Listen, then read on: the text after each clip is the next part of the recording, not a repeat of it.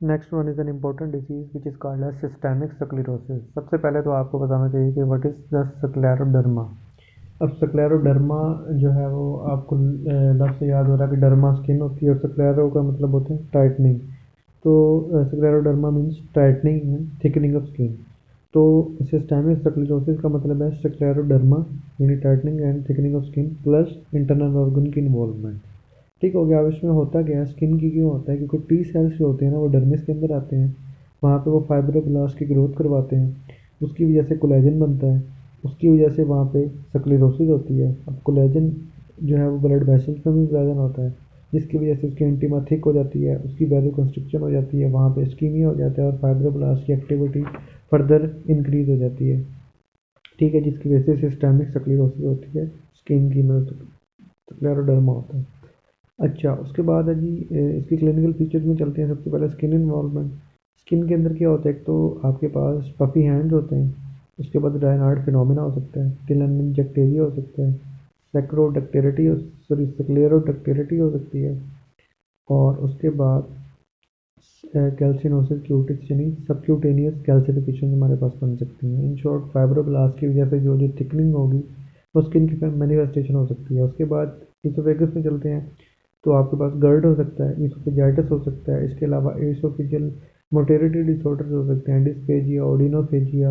आपके पास smell obstruction, diarrhoea हो सकता है और ब्लोटिंग हो सकती है। उसके बाद चलते हैं कार्डियो पल्मोनरी की तरफ। इसके बाद पेरिकार्डाइटिस हो सकता है, पल्मोनरी फाइब्रोसिस हो सकती है, पल्मोनरी हाइपरटेंशन हो सकती है। ठीक हो गया। उसके बाद रीनल इन्वॉल्वमेंट में अब चलते हैं, तो इसको हम कहते हैं स्क्लेरोडर्मा रीनल क्राइसिस। इसकी वजह से जो रीनल फेलियर होता है, ठीक है, तो स्क्लेरोडर्मा रीनल क्राइसिस। अब इसके अंदर क्या होता है, malignant hypertension plus renal failure होता है।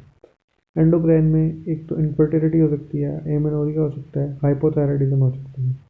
अब इसकी टाइप्स चलते हैं। एक होती है लिमिटेड क्यूटेनियस और एक होती है डिफ्यूज, एक होती है sorry limited cutaneous systemic sclerosis, एक होती है डिफ्यूज क्यूटेनियस।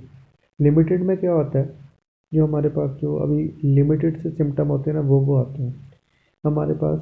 डिस्टल जो है ना वो एक्सट्रीमिटीज इन्वॉल्व होती हैं स्किन के अंदर, यानी एल्बो से आगे आगे। ठीक है, एल्बो के आगे, एल्बो से नीचे नीचे, नीज से नीचे नीचे और फेस इन्वॉल्व होता है। हमारे पास स्किन जो है वो सिर्फ प्रोक्सिमली इन्वॉल्व होती है। उसके बाद जो पल्मोनरी हाइपरटेंशन है वो इन्वॉल्व होती है। पल्मोनरी फाइब्रोसिस बहुत कम इन्वॉल्व होती है। उसके बाद रीनल क्राइसिस इतने नहीं होते।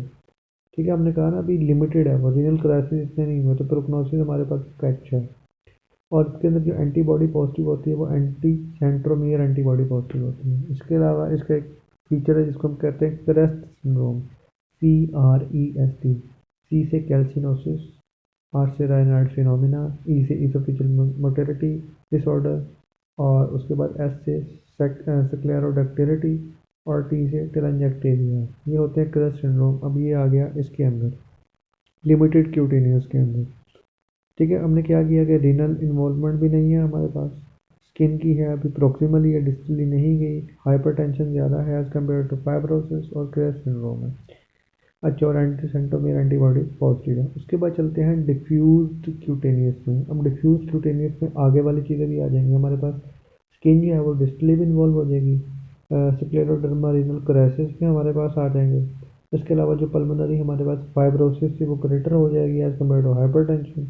और इसके अंदर जो एंटीबॉडी पॉजिटिव होती है वो एंटी टोपो आइसोमेरेज एंटीबॉडी पॉजिटिव होती है। रायनार्ड फिनोमेना इसमें भी प्रेजेंट होता है। अब आपने इसके लिए टेस्ट कौन से करवाने हैं, हमने CBC करवाना है, ESR करवाना है, सी रिएक्टिव प्रोटीन करवानी है।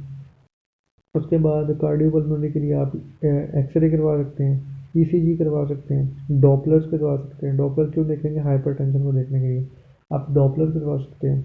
डॉपलर के बाद आप सॉरी डॉपलर नहीं करवाएंगे, डॉपलर आपने किसी थ्रोम्बोसिस को देखने के लिए करानी होती है, सॉरी डॉपलर नहीं करवाएंगे। ECG करवा सकते हैं आप, चेस्ट एक्सरे करवा सकते हैं।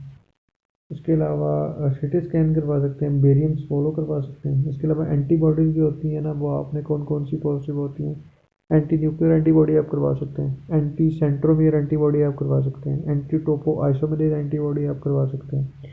इसके अलावा हाइड्रोजन ब्रेथ टेस्ट आप करवाते हैं। अच्छा, उसके बाद इसकी ट्रीटमेंट क्या होगी, पेरिकार्डाइटिस के लिए आपने NSAID जो स्टीरॉयड देने हैं।